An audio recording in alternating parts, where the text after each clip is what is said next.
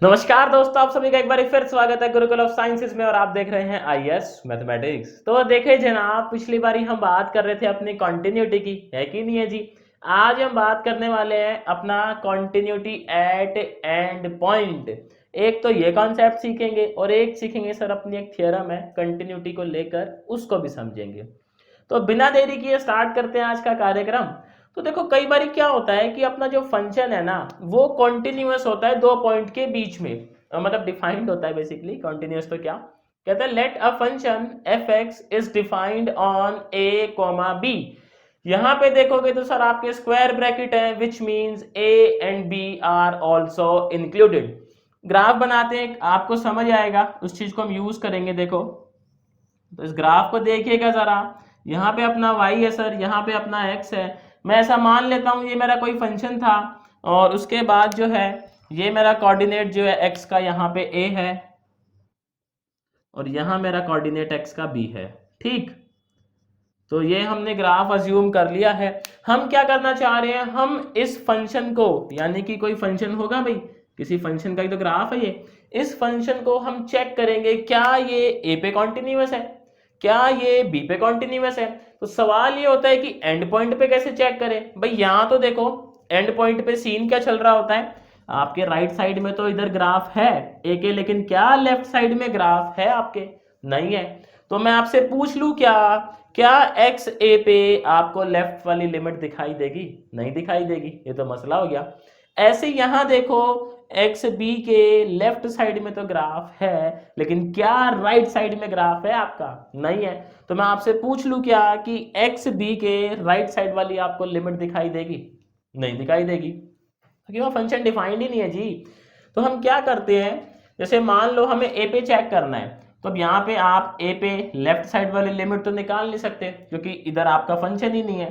तो आप क्या करते हो, यहाँ पे आप निकालते हो limit x tend to a plus, यानी कि आप a पे राइट हैंड साइड वाली लिमिट निकालते हो।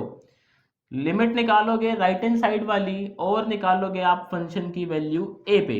क्या बात समझ आई आपको, आप निकालेंगे सर, लिमिट निकालेंगे a पे राइट साइड वाली और निकालेंगे a पे फंक्शन की वैल्यू। अगर मान लो ये आ जाती है सेम, तो इसी बात पे आप कहोगे कि हमारा जो फंक्शन है वो कॉन्टिन्यूअस है एट एंड पॉइंट ए। बात आएगी नहीं आई समझ कि आपका जो फंक्शन है सर वो ए पॉइंट पे क्या है आपका, कॉन्टिन्यूअस है। चलो जी आगे देखते हैं।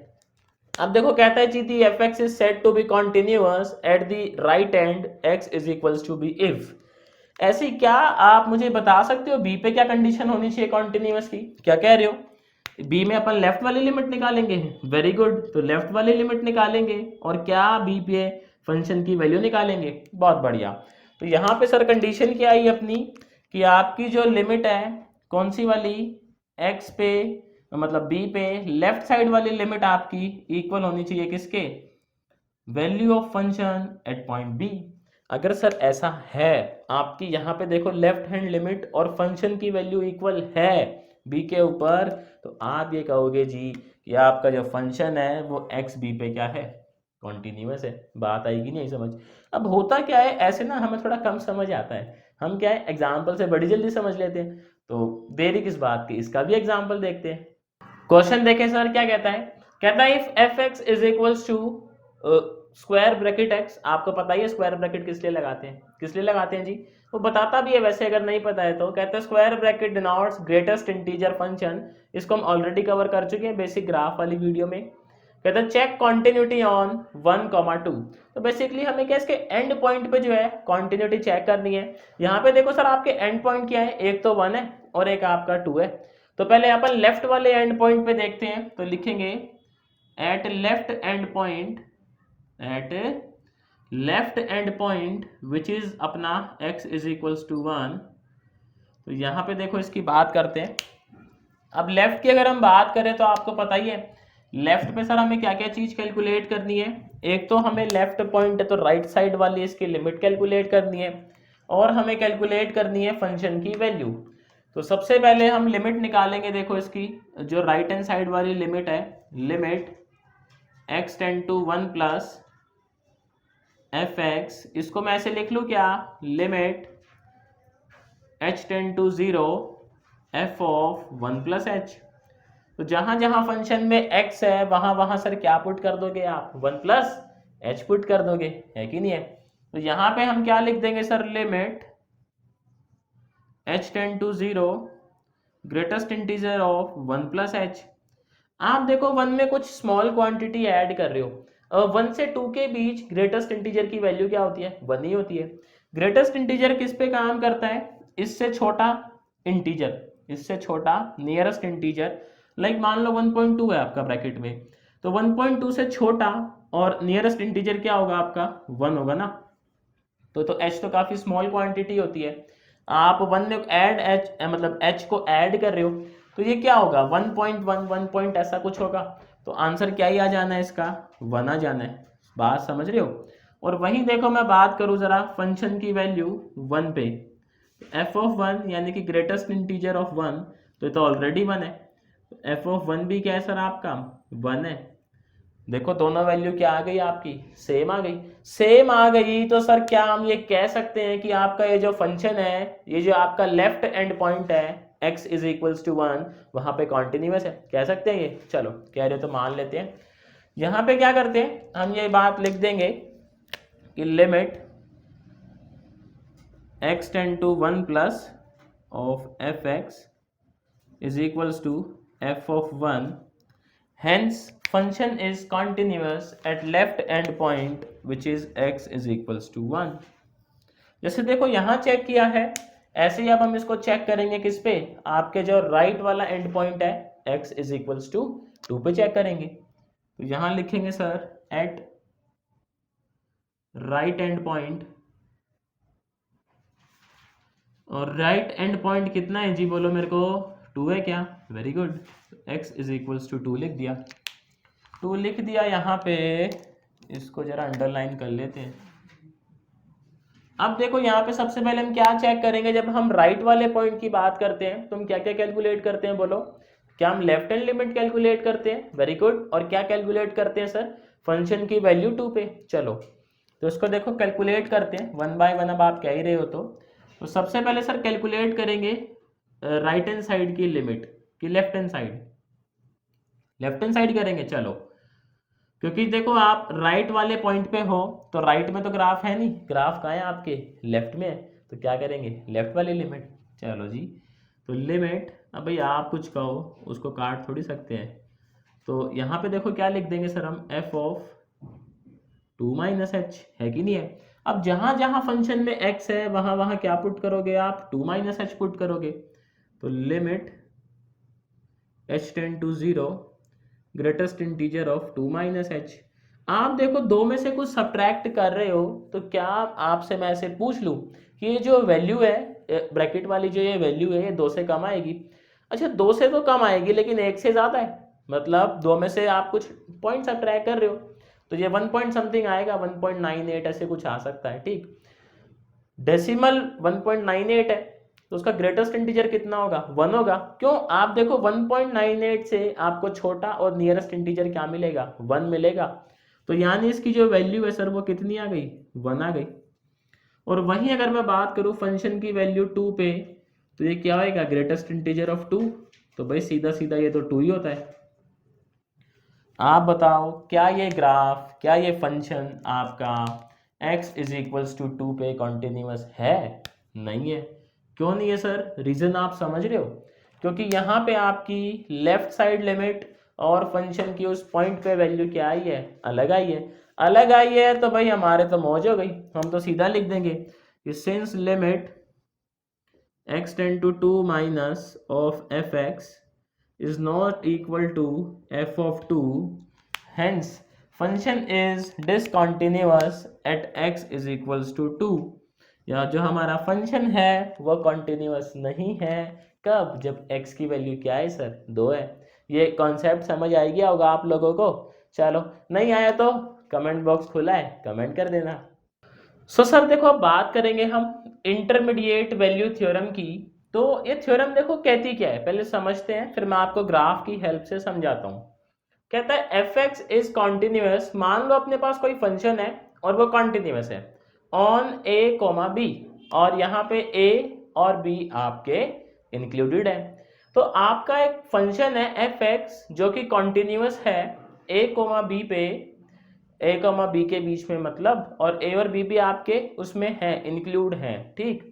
And f of a is not equals to f of b, मतलब आप a पे जब फंक्शन की वैल्यू निकालते हो और आप वैल्यू निकालते हो फंक्शन की b पे, वो दोनों वैल्यूज क्या है सर, डिफरेंट है कि नहीं है। तो कहता है for any value c which belongs to f of a and f of b in between. इसका मतलब क्या है सर कि मान लो आपका जो है f ऑफ a, समझने के लिए मान लेते आया 5, आपने फंक्शन में a की वैल्यू पुट करी और आपका जो फंक्शन है उसकी वैल्यू कितनी आ गई, 5 आ गई। फिर आप क्या करोगे, आप फंक्शन में b की वैल्यू पुट करोगे, मान लेते हैं फंक्शन की वैल्यू आ गई 10।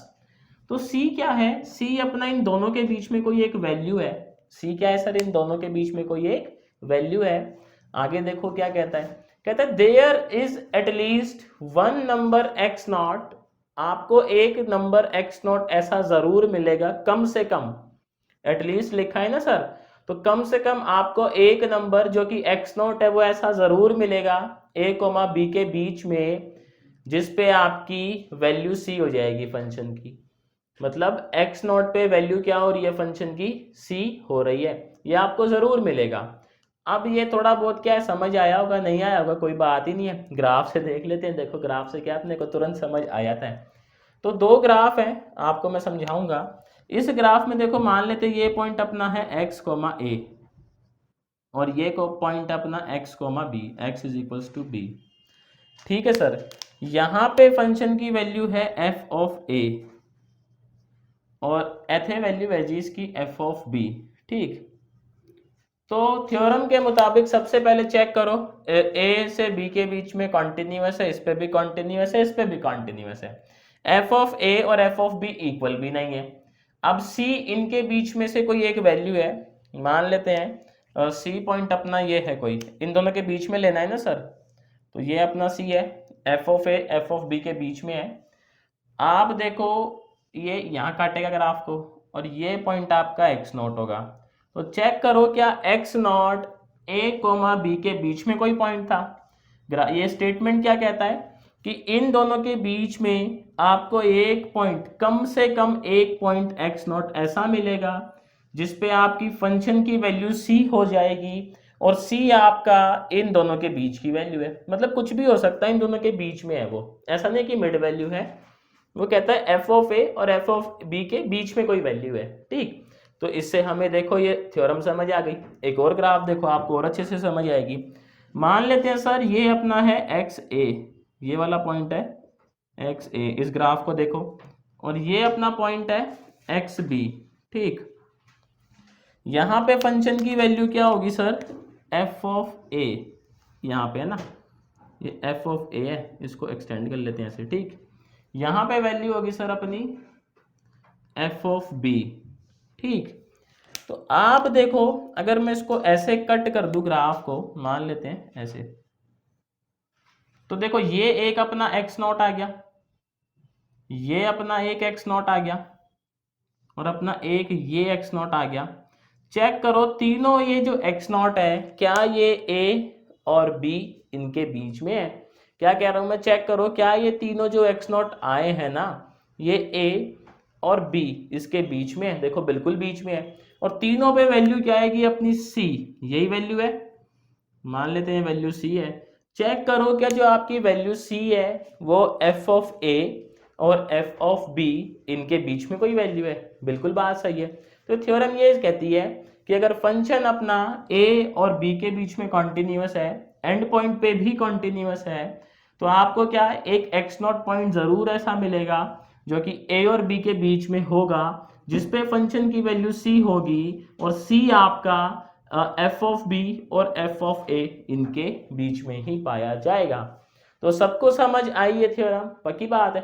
चलो कह रहे हो तो मान लेते हैं। बाकी देखो कोई डाउट वगैरह हो ना आप लोगों को, तो डिस्क्रिप्शन में व्हाट्सएप का नंबर है। इवन आपने जो टाइटल देखा होगा उसमें भी नंबर लिखा हुआ है, तो वो व्हाट्सएप का नंबर है। आप क्या कर सकते हो, उस पर अपनी क्वेरीज पूछ सकते हो, या कोई इंक्वायरी वगैरह करनी हो वो भी कर सकते हो। सर क्वेश्चन देखें अपना, ये क्वेश्चन अपना अभी इंटरमीडिएट वैल्यू थ्योरम पर बेस्ड है। क्या कहता है देखो, कहते हैं show that the f x, कोई फंक्शन गिवन है अपने को एक्स का, takes the value a plus b by two for some value of x which belongs to a comma b. कहता है जो फंक्शन है ना आपका, ये फंक्शन ये वैल्यू लेता है, ये फंक्शन जो है वो सर वो ये वैल्यू लेता है, और ये वैल्यू किस x पे आ रही है आपकी वो हमें नहीं पता है भाई, x क्या पुट करोगे ताकि ये वैल्यू आ जाए वो हमें नहीं पता है। हमें क्या मालूम है वो जो x हमें पुट करना है वो जरूर a कॉमा b के बीच की कोई वैल्यू होनी चाहिए। अगर x आपका a कॉमा b से a कॉमा b इनके बीच में या a और b के बीच में कोई वैल्यू आप लेते हो x की, तो आपको ये प्रूफ करना है a और b के किसी बीच में आप वैल्यू लो, x की कोई वैल्यू लो, और उस वैल्यू पे फंक्शन की वैल्यू ये होनी चाहिए। तो देखो कैसे प्रूफ करेंगे। सबसे पहले मैं आपसे ऐसे पूछ लूं क्या, fx क्या है अपना एक पॉलिनोमियल है, और पॉलिनोमियल जो है वो तो हर जगह कॉन्टिन्यूअस होते हैं। पॉलिनोमियल क्या होते हैं सर, हर जगह कॉन्टिन्यूअस होते हैं, तो अपना fx भी क्या होगा, कॉन्टिन्यूअस होगा। fx हर जगह कॉन्टिन्यूअस होगा तो मैं ऐसे बोल दूं क्या, fx a पे भी कॉन्टिन्यूअस होगा और fx b पे भी कॉन्टिन्यूअस होगा। क्यों होगा, क्योंकि fx क्या है सर आपका पॉलिनोमियल है, और पॉलिनोमियल जो है वो हर जगह क्या होते हैं, कॉन्टिन्यूअस होते हैं। ठीक है, तो सबसे पहले देखो हम चेक करते हैं फंक्शन की वैल्यू a पे, भाई कंडीशन सेटिस्फाई करवानी पड़ेगी ना पहले। तो एफ ऑफ ए क्या आएगा सर, x की जगह क्या रख दोगे आप, a रख दोगे, तो ये हो जाएगा सर a माइनस बी का होल स्क्वायर प्लस a। आप मेरे को बताओ क्या इस ब्रैकेट की वैल्यू हो जाएगी zero, zero multiply by something is also zero. तो मैं आपसे बोल दूं क्या कि अपना एफ ऑफ ए कितना आ गया सर, a आ गया। इसी तरीके से देखो हम लोग क्या कैलकुलेट करेंगे, बोलो एफ ऑफ बी, तो यहाँ पे x की जगह क्या पुट कर देंगे, b पुट कर देंगे, तो b माइनस ए का स्क्वायर b माइनस बी का स्क्वायर प्लस b। अब यहाँ पे ये वाला ब्रैकेट सर क्या हो जाएगा, जीरो हो जाएगा। Zero multiply by something is also zero, तो एफ ऑफ बी की वैल्यू क्या आई, b आ गई। सबसे पहली कंडीशन अपनी सेटिस्फाई हो गई कि f of a is not is equals to f of b. ठीक, ये बात समझ आई कि नहीं आई। अच्छा आप मेरे को एक बात बताओ, ये जो आपकी वैल्यू है a plus b by two, क्या ये वैल्यू इन दोनों के बीच की वैल्यू है, क्या ये वैल्यू इन दोनों के बीच की वैल्यू है। देखो ये a से तो बड़ी होगी और b से वैल्यू क्या होगी आपकी, छोटी हो जाएगी। तो मैं सब बोल सकता हूं क्या कि आपका जो है a plus b divided by two, ये वैल्यू किससे छोटी होगी आपकी, मतलब हम बोल सकते हैं ये वैल्यू होगी आपकी ऐसा, belongs to a comma B. इन दोनों पॉइंट के बीच में कहीं वैल्यू मिलेगी आपको, ये a plus b divide by two. बात समझ रहे हो नहीं समझ रहे, देखो ऐसे समझो इसको, जैसे मान लो ये 2 है, ये आपका 5 है, ये a है, ये b है, तो जरा आप a plus b divide by two निकालो, 7 बाई टू कितना आया, 3.5 आया। और क्या सर 3.5 आपको a और b के बीच में मिलता है कहीं पे, बिल्कुल मिलता है। तो मैं बोल सकता हूं कि जो अपनी a plus b divide by two value है, ये आपको a कोमा बी यानी a और b इनके बीच में कहीं मिलेगी। a और b क्या थे आपके, f of a and f of b, तो मैं कह सकता हूँ ये वैल्यू जो बिलोंग करती है वो f ऑफ a से लेकर f ऑफ b के बीच में कहीं है। ये वैल्यू किससे बिलोंग करती है सर, आपके f ऑफ a से लेकर f ऑफ b तक कहीं भी एग्जिस्ट कर सकती है।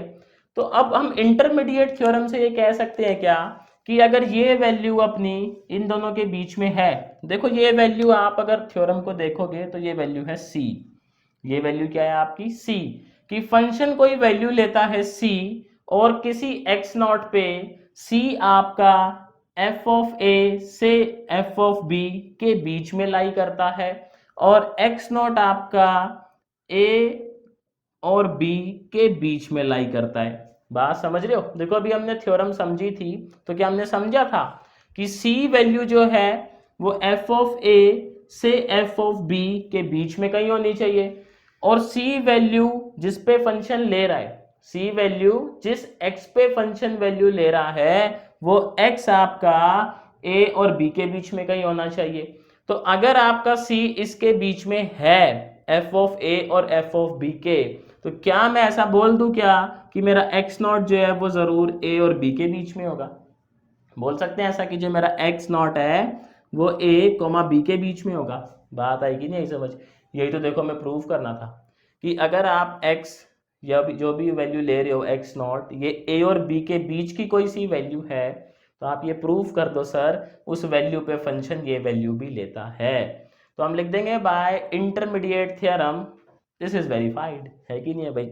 इसमें बस यही वेरीफाई करना था हमें, और हमने वेरीफाई कैसे करा? इंटरमीडिएट थ्योरम की जो है कंडीशंस पहले हमने सेटिस्फाई करवा लिया इससे, कंटिन्यूस था ही क्योंकि आपका ये पॉलिनोमियल है।